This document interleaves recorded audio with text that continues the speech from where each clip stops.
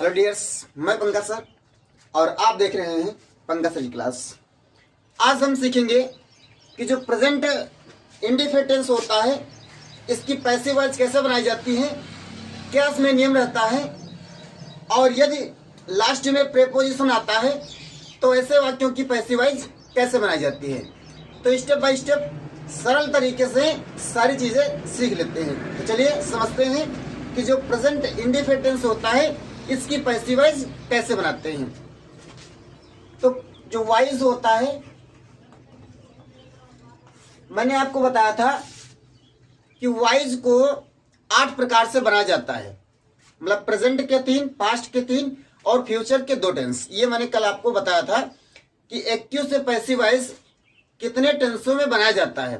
तो आज पहला दिन है, आपको बताएंगे कि प्रेजेंट इंडेफिनिट टेंस के 4 step simple, negative, interrogative first and interrogative second type passive voice कैसे बनाई जाती है।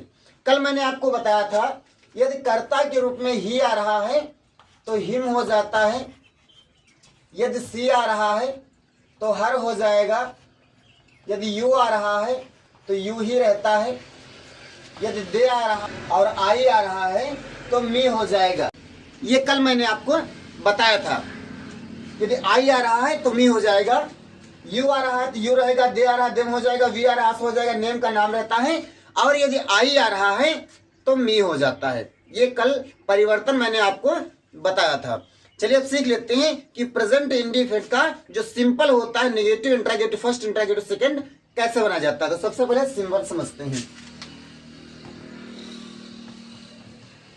तो सिंपल में क्या सूत्र लगेगा पैसिव वॉइस बनाते समय।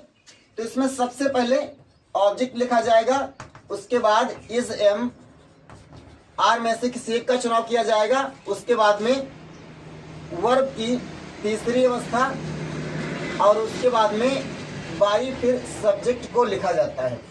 ये जो है पैसिव वॉइस बनाने का नियम रहता है, मतलब कर्ता को कर्म के और कर्म को कर्ता के स्थान पर ले जाया जाता है। कर्म के अनुसार कर्म को जब आगे लाएंगे तो उसके अनुसार इज एम आर का प्रयोग किया जाएगा। उसके बाद क्रिया की तीसरी अवस्था लगाई जाती है, फिर बाई, और जो इधर सब्जेक्ट लिखा होता है उसको उधर ले जाते हैं तो यहाँ पर सब्जेक्ट हो जाएगा। किंतु सब्जेक्ट के रूप में अगर जो ये सारी चीजें आ रही हैं तो उसमें परिवर्तन होगा। नाम आ रहा तो नाम में कोई परिवर्तन नहीं करेंगे। चलिए एग्जाम्पल देकर समझते हैं। जैसे you go to temple, you go to temple. अब इसकी हमको पैसिव वॉइस बनाना है। कैसे जान पाएंगे? प्रेजेंट इंडेफिनिट टेंस है तो प्रेजेंट इंडेफिनिट टेंस में यहाँ पर गो आ जाता है, मतलब यू के साथ में गो और गो टू टेम्पल। ये केवल प्रेजेंट इंडेफिनिट टेंस में ही आता है। अगर जो आपको टेंस नहीं पता है तो मैंने सारे टेंस पढ़ाए हैं, वहां से जाकर के आप इसको आसानी से पढ़ सकते हो। तो खैर इसके अगर पैसिव वॉइस बनाना है तो कैसे बनाएंगे। तो ये कर्म है और ये करता है। आपको ये जानना जरूरी है कि क्या इसमें करता है जो काम करने वाला होता है, अर्थात यू गो टू टेम्पल, तुम जाते हो विद्यालय, तुम जाते हो मंदिर। तो यहाँ पर मंदिर क्या हो जाएगा? कर्म हो जाएगा। जाना क्या हो जाएगा? ये वर्ब हो जाएगा। और यू क्या हो जाएगा? कर्ता हो जाएगा। तो इसको आगे लाते हैं, इसको यहाँ पर ले जाएंगे, ये अपनी जगह पर रखा जाएगा। तो टेम्पल को आगे लाएंगे तो हो जाएगा द टेम्पल। इसके बाद मैंने बताया टेम्पल के अनुसार अर्थात कर्म के अनुसार इज एम आर का प्रयोग किया जाता है। तो कर्म एक वचन है इसलिए इज लगाया जाएगा। गो की थर्ड फॉर्म होगी तो गान होता है थर्ड फॉर्म। इसके बाद में कहा, मतलब यू लिखा है तो यू को जब इधर लाएंगे तो बाई यू रहता है। यू में कोई परिवर्तन नहीं किया जाता है। यहाँ पर देखिए आप लोग, यू का यू ही रहता है। ये मैंने आपको बताया था, कंठस्थ कर लीजिएगा। इसी के अनुसार पैसिव वॉइस बनाई जाती है। तो द टेम्पल इज गान बाई यू, मतलब तुम्हारे द्वारा मंदिर जाया जाता है। यहाँ पर यू का मतलब तुम था, यहाँ पर यू का मतलब तुम्हारे हो जाएगा। चलिए इसका नेक्स्ट एग्जांपल समझ लेते हैं।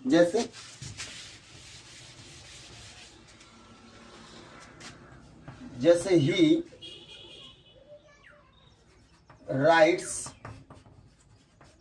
अ लेटर,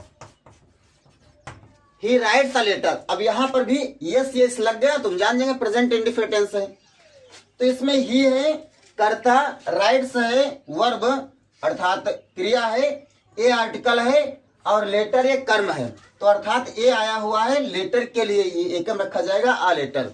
तो यहाँ पर इसको हम पहले लाते हैं, इसको इधर ले जाएंगे और ये अपनी जगह पर रखा जाएगा। कर्म के अनुसार ही इज एम आर का प्रयोग किया जाएगा। तो ए लेटर को जब हम आगे लाएंगे तो हो जाएगा ए लेटर। यहाँ पर स्मॉल में क्योंकि अंतिम अक्षर है, यहाँ पर कैपिटल में क्योंकि प्रथम अक्षर है। तो ए लेटर, इसके बाद में ए लेटर के अनुसार इज एम आर का चुनाव किया जाएगा। तो ए लेटर एक वचन के साथ में इज लगाया जाता है। तो ए लेटर इज। लिखना की थर्ड फॉर्म तो राइट, रोट, रिटन, राइटिंग होता है। इसके ऊपर मैंने वर्ब के ऊपर एक वीडियो बनाया हुआ है। आप लोगों को यदि वर्ब याद करने में दिक्कत है तो डिस्क्रिप्शन बॉक्स में वो वीडियो मैं दे दूंगा, वहां से आप लर्न कर सकते हो। तो ए लेटर इज। राइट की थर्ड फॉर्म होता है रिटन, तो हो जाएगा written. A letter is written. अब यहाँ पर ही लिखा है तो ही को जब इधर ले जाएंगे तो बाई, और ही का क्या लिखा हुआ है हिम, तो यहाँ पर हो जाएगा हिम। तो इस प्रकार से अफर्मेटिव सेंटेंस अर्थात simple sentence present indefinite tense के बनाए जाएंगे। चलिए सीख लेते हैं इसका नेगेटिव सेंटेंस से कैसे बनाया जाता है। तो जो नेगेटिव सेंटेंस होता है लगभग सेम सूत्र ऐसे ही रहता है, केवल इसमें नॉट जुड़ जाता है। यहाँ पर क्या जोड़ देंगे हम, नॉट प्लस कर देते हैं, बाकी इसमें कोई चीज नहीं रहती है। तो सबसे पहले ऑब्जेक्ट लिखा जाएगा, उसके बाद इज एम आर में से किसी एक का चुनाव किया जाएगा। नॉट पहले से लगा होगा तो नॉट पुनः हम लगा देते हैं। वर्ब की थर्ड फॉर्म, उसके बाद में बाई, और फिर सब्जेक्ट को लिखा जाता है। सेम यही प्रोसेस रहता है। नेगेटिव एग्जांपल समझते हैं, जैसे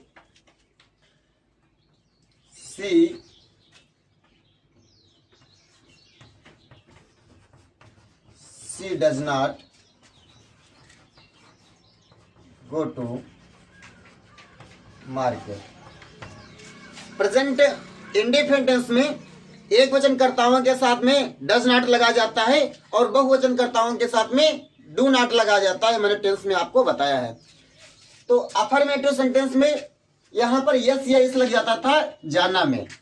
यहाँ पर पहली अवस्था का प्रयोग किया गया है, किंतु इससे पहले डज नॉट का प्रयोग किया गया है। यदि यहाँ पर कर्ता बहुवचन होता है तो डू नॉट का प्रयोग किया जाता है। तो जब तक हम पहचान नहीं कर पाएंगे कि कौन सा टेंस, यहाँ पर मैंने आपको अलग अलग बताने का प्रयास कर रहा हूं, बट पेपर में, कॉपी में, किताब में आपकी जो है अलग अलग से ये थोड़े उसमें लिखकर क्या है किस टेंस का है, ये तो आपको ही जानना पड़ेगा। तो इसलिए आप लोग जो बारीकी से टेंस पढ़ने का प्रयास कीजिए। जब तक आपको टेंस नहीं आएंगे तब तक आप पैसिव वॉइस नहीं बना पाओगे।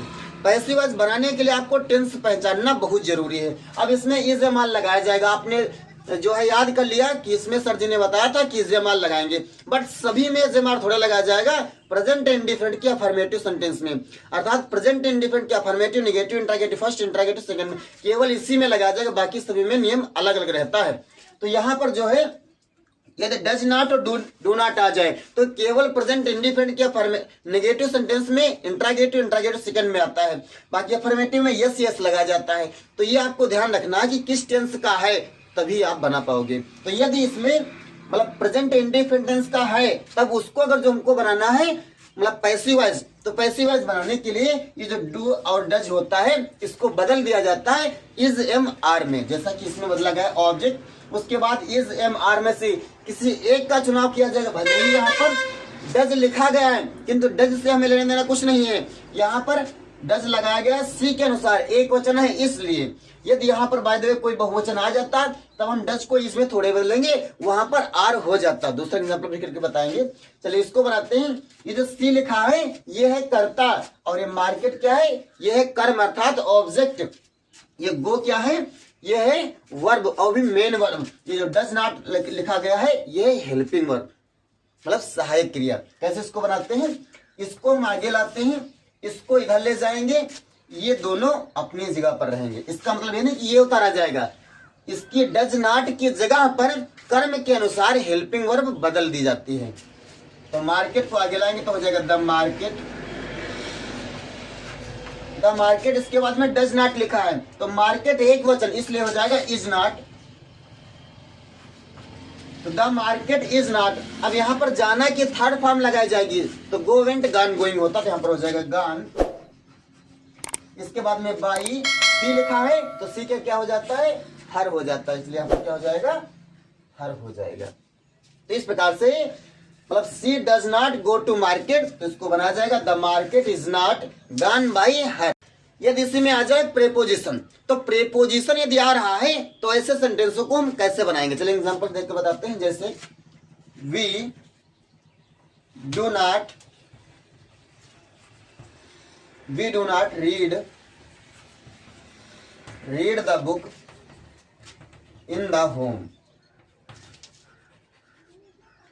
अब यहां पर we do not read the book in the home, तो ये प्रेपोजिशन आ गया है। जो इन द होम लिखा गया है, ये होम पहले सेंटेंस में अब मैंने आपको बताया तो उसमें कर्म था, बट इसमें कर्म नहीं है। इसमें ऐसा नहीं करना कि इसको पहले लाएंगे इसको बाद में करेंगे, सेंटेंस आपका गलत हो जाएगा। इसमें बनाने के लिए हमको सबसे पहले ये देखना है कि कर्म कहां पर है। नियम में मैंने आपको बताया कर्ता को कर्म के और कर्म को कर्ता के स्थान पर लाते हैं। कर्म इसमें क्या है, कर्म इसमें बुक, इधर से हमको कुछ लेना देना नहीं, उसको सेम वैसे उतार देंगे। इसकी पैसिव वॉइस नहीं बनाना है, हमको कर्म से लेना है। तो कर्म क्या है, द बुक, तो इसको पहले लाएंगे, इसको बाद में ले जाएंगे, ये अपनी जगह पर रहेगा, ये अपनी जगह पर रहेगा। ऐसे पैसिव वॉइस बनाई जाएगी इसकी। तो द बुक लिखा है तो आगे लाएंगे तो हो जाएगा द बुक। चूंकि बुक एक वचन है इसलिए हो जाएगा डू नॉट है तो डू नॉट को बदल देंगे इज नॉट में, द बुक इज नॉट हो जाएगा द बुक इज नॉट। अब यहां पर पढ़ना की थर्ड फॉर्म रीड की रीड ही रहती है इसलिए हो जाएगा read, the book is not read. अब यहां पर किसके द्वारा, वी लिखा हुआ तो वी का क्या हो जाता है, यहां पर देखिए वी क्या होता है, अस, तो हो जाएगा by us. In the home तो लास्ट में उतार देंगे इन द होम। तो ये ध्यान रखना, यदि प्रेपोजिशन आ रहा है या विथ आ जाए, इन आ जाए, एट आ जाए, तो ये प्रेपोजिशन वाले वर्ड होते हैं। तो इसको हम सबसे बाद में ऐसे उतार देते हैं। इसकी पैसिव वॉइस मतलब इसमें नहीं बनाना होता कि इसको पहले लाए, भले ही ये कर्म है किंतु इस वाक्य में कर्म नहीं है। यदि कर्म के रूप में है तब इसको पहले लिखा जाएगा। इन एट लगाने से उधर वाला जो वर्ड होता है प्रेपोजिशन बन जाता है। चलिए सीखते हैं इसका इंट्रागेटिव सेंटेंस फर्स्ट कैसे बनाते हैं।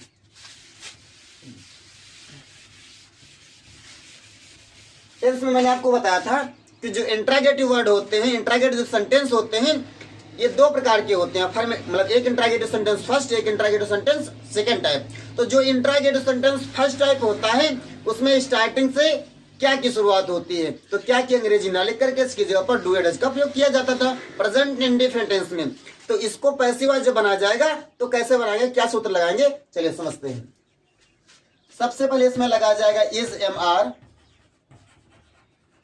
उसके बाद लिखा जाएगा ऑब्जेक्ट, ऑब्जेक्ट के बाद में लिखा जाएगा वर्ब की थर्ड फॉर्म, उसके बाद में बाई, और उसके बाद में सब्जेक्ट को लिखा जाएगा।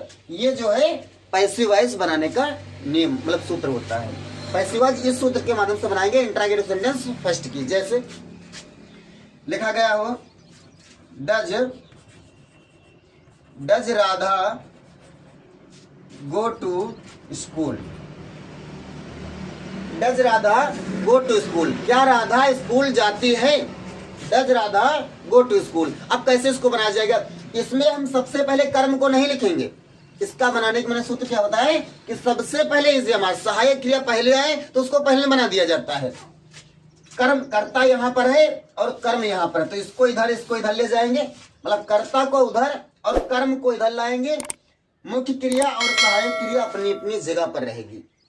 अब यहाँ पर सहायक क्रिया डज पहले आया हुआ है तो डज को किसमें इज एम आर में बदला जाएगा, ये हमको देखना नहीं है, हमको कर्म के अनुसार बदला जाएगा। जो कर्म एक वचन तो कर्ता, सहायक क्रिया एक वचन मतलब इज लगा जाएगा। यदि इसमें मतलब आई मी आ रहा है तो मी के साथ आई आएगा, आई के साथ में एम लगाया जाएगा। यदि यहाँ पर बहुवचन है तो उसके साथ आर लगाया जाता है।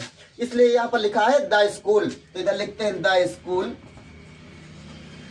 अब जो द स्कूल है ये कितने वचन, एक वचन, तो एक वचन के साथ में यहाँ पर डज को काहे में बदल दिया जाएगा, इज में बदल दिया जाएगा। तो इज द स्कूल, आप इसको पहले सोच करके बदल सकते हो, नहीं है तो यहाँ पर रिक्त स्थान छोड़ दीजिए, इसको लिख लीजिए, उसके बाद में यहाँ पर इज लगेगा, एम लगेगा, आर, वो लिख सकते हो। तो हो जाएगा इज द स्कूल। अब यहाँ पर जाना के साथ हम लगाते हैं गान, तो हो जाएगा गान, मतलब इज द स्कूल गान। यहाँ पर राधा लिखा था, राधा को उधर ले जाएगा तो हो जाएगा वाई राधा। क्यों राधा नाम है, नाम में नो चेंज, कोई परिवर्तन नहीं किया जाता, जिसका सीख लेते हैं इंट्रागेटिव सेकेंड टाइप। तो जो इंट्रागेटिव सेंटेंस सेकेंड टाइप होता है उसमें interrogative first, interrogative second same process रहता है। उसके पहले केवल और केवल क्वेश्चन वर्ड जुड़ जाता है, क्वेश्चन वर्ड उसमें दिया रहता है इसलिए क्वेश्चन वर्ड इसमें जुड़ जाएगा, बाकी इसमें कोई परिवर्तन नहीं किया जाएगा। जैसे जो अफर्मेटिव जो टेंस के एक्टिवाइज होता है उसमें ये सूत्र लगता है सबसे पहले क्वेश्चन वर्ड, इसके बाद में डू या डज, उसके बाद में सब्जेक्ट, इसके बाद में वर्ब आते हैं, उसके बाद में ऑब्जेक्ट, लास्ट में क्वेश्चन चिन्ह। ये जो है एक्टिवाइज में सूत्र लगा जाता है। तो जो सबसे पहले क्वेश्चन वर्ड आएगा तो क्वेश्चन वर्ड का सेम रहेगा, डू और डज को इज एम आर में बदल देंगे, बाकी सेम प्रोसेस रहता है। चलिए एग्जांपल देकर बताता हूं। जैसे why do we eat the mango, why do we eat the mango. अब ये इंट्रागेटिव सेकेंड टाइप है तो इसको हमको पैसिव वॉइस बनाना है। कैसे बनाएंगे? हमको देखना है कर्ता और हमको देखना है कर्म। कर्ता और कर्म पर पैसिव वॉइस निर्धारित रहती है, क्योंकि एक्टिव वॉइस में कर्ता प्रधान रहता है और पैसिव वॉइस में कर्म प्रधान रहता है, कर्म मुख्य रहता है। तो कर्म को हम पहले लाएंगे कर्ता की जगह पर, कर्ता को ले जाएंगे कर्म की जगह पर, बाकी जो बचा वो सेम, उसका कोई परिवर्तन नहीं किया जाता है। मतलब व्हाई है तो यहाँ पर व्हाई अपनी जगह पर रखा जाएगा, डू अपनी जगह पर रखा जाएगा, वी को मैंगो की जगह पर ले जाएंगे और वी की जगह पर मैंगो को लाएंगे। ईट का जो मतलब मेन वर्ब है ये अपनी जगह पर ही रहेगा, किंतु परिवर्तन ये किया जाएगा, यहाँ पर ईट है तो ईट की थर्ड फॉर्म ईटन हो जाएगा। डू लिखा है तो डू का डू मतलब डू और डज को इज एम आर में बदल लिया जाएगा, इसलिए यहाँ पर इज एम आर में से किसी एक का चुनाव करेंगे। व्हाई का व्हाई रहेगा। चलिए बनाना स्टार्ट करते हैं। अब यहाँ पर व्हाई लिखा तो व्हाई का तो व्हाई रहेगा, इसमें कोई परिवर्तन नहीं किया जाएगा। सबसे पहले जो क्वेश्चन वर्ड है तो जो उस पर लिखा होता है इसमें कोई परिवर्तन नहीं कि व्हाई का व्हेन हो जाएगा, ऐसा कुछ नहीं है। प्रश्नवाचक जो लिखा होगा प्रश्नवाचक का सेम वैसा ही रहता है इसमें, तो व्हाई का व्हाई हो गया। अब डू और डज को हमको बदलना है तो इसमें लगाया गया है वी के अनुसार, वी बहुवचन इसलिए डू लगाया गया वी। यहाँ पर यदि वी की जगह पर राधा सदा रीता सीता गीता कुछ भी होता तो यहाँ पर क्या लगाया जाता? डज लगाया जाता। यदि किसी सिंगुलर यहाँ पर करता होता तो वी के अनुसार डू लगाया गया है। अब यहाँ पर मैंगो को हमको आगे लिखना है वी की जगह पर, तो मैंगो कितना वचन? एक वचन, तो एक वचन के साथ यहाँ पर क्या लगाया जाएगा? इज लगाया जाएगा। तो यहाँ पर क्या हो जाएगा? व्हाई इज मैंगो हो जाएगा द मैंगो, तो इज द मैंगो। अब इसके बाद में क्या लिखा है? ईट, तो ईट के थर्ड फॉर्म क्या होता है? ईटेन, ईटेन बाई वी लिखा है तो वी का क्या होता है? वी का अस होता है, तो यहाँ पर क्या हो जाएगा? By us. इस प्रकार से ये पैसिव वॉइस बनाया जाएगा। चलिए इसका दूसरा एग्जांपल और समझ लेते हैं।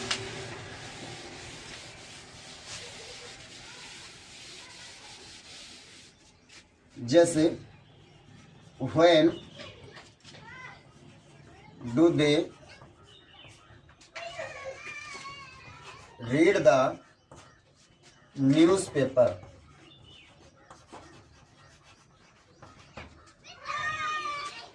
When do they read the newspaper?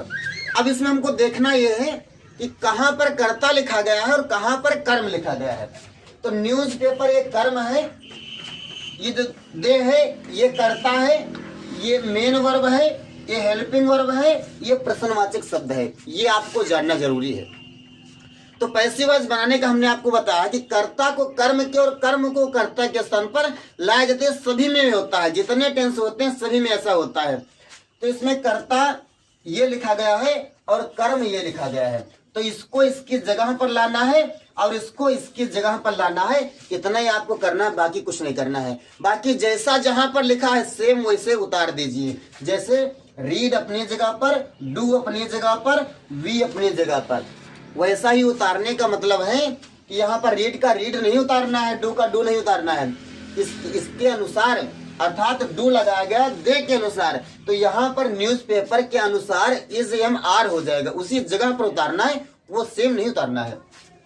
तो व्हेन का हो जाएगा व्हेन, इसके बाद में डू लिखा गया है तो डू लगाया गया दे के अनुसार, तो यहाँ न्यूज़पेपर के अनुसार इज हो जाएगा। तो व्हेन इज न्यूज़पेपर का न्यूज़पेपर हो जाएगा न्यूज़पेपर। तो व्हेन इज द न्यूज़पेपर या न्यूज़पेपर, व्हेन इज न्यूज़पेपर। इसके बाद में रीड की थर्ड फॉर्म रीड ही रहती है तो हो जाएगा रीड बाई दे का क्या हो जाता है देम हो जाता है, तो यहाँ पर हो जाएगा बाई देम। यदि लास्ट में कोई प्रेपोजिशन है तो उसको वैसे उतार दिया जाता है, उसमें परिवर्तन करने की कोई आवश्यकता नहीं है। तो आई होप ये पार्ट आपके समझ में आया होगा कि affirmative, negative, interrogative first and interrogative second कैसे बनाया जाता है। पार्ट 2 में आपको बताएंगे कि प्रेजेंट कॉन्टिन्यूअस टेंस को कैसे बनाया जाता है, क्या इसकी पहचान और इसको जो है पैसिव वॉइस बनाने के क्या इसके नियम रहते हैं। तो यदि वीडियो आया पसंद तो वीडियो करेगा लाइक, चैनल को कीजिएगा सब्सक्राइब, ताकि आने वाले वीडियो की नोटिफिकेशन आपको बिल्कुल टाइम पर मिल जाए।